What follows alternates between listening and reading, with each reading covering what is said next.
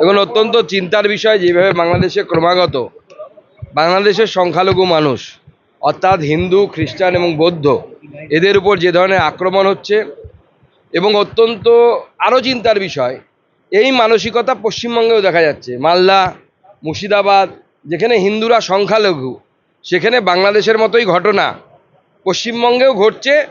Time to time সেটা বাইরে বেরিয়ে আসছে। এটা অত্যন্ত চিন্তার বিষয়।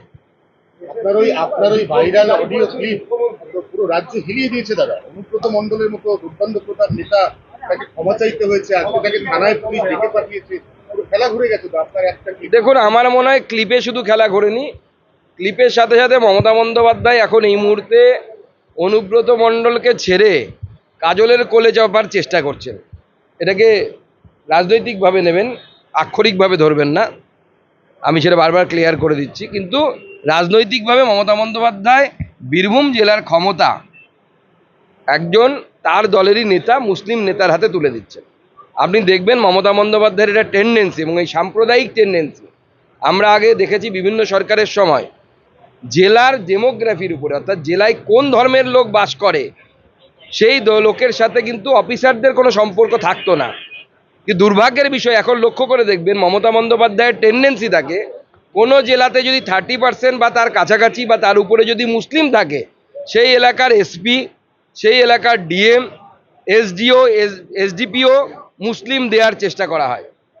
ঠিক সেইভাবে রাজনৈতিক ক্ষমতাও হিন্দু অনুব্রত মণ্ডলের হাত থেকে তুলে মুসলিম কাজল শেখের হাতে বীরভূমে তুলে দেওয়া হচ্ছে।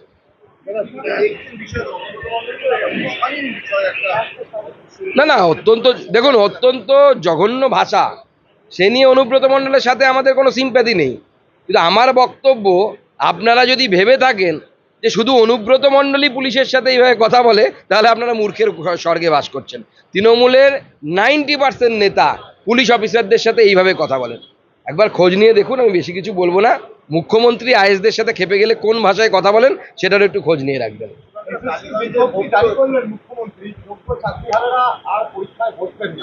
কালকে তারা একটা কর্মসূচি নিলেন, সেখানে পুলিশের ধরপাকড়, পুলিশের অত্যাচার নেমে গেল। কি বলবেন? দেখুন, আমরা এবং আমি বিজেপি রাজ্য সভাপতি হিসেবে প্রথম থেকেই বলে এসেছি, মমতা বন্দ্যোপাধ্যায় নেতাজি ইন্ডোর স্টেডিয়ামে চাকরিহারাদেরকে ডেকে যে সমস্ত বাক্য শুনিয়েছিলেন, যে সমস্ত আশ্বাসবাণী শুনিয়েছিলেন, সব মিথ্যে ললিপপ ছিল। তখনও বলেছিলাম কিছু শিক্ষক বিভ্রান্ত হয়েছিলেন।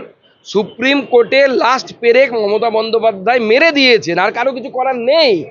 কেউ কিচ্ছু করতে পারবে না, প্রধানমন্ত্রী করতে পারবেন না, রাষ্ট্রপতি করতে পারবে না। করার একটাই জায়গা ছিল, সুপ্রিম কোর্টে যোগ্য এবং অযোগ্য টিচারদের আলাদা তালিকা দেয়ার দায়িত্ব ছিল রাজ্য সরকারের।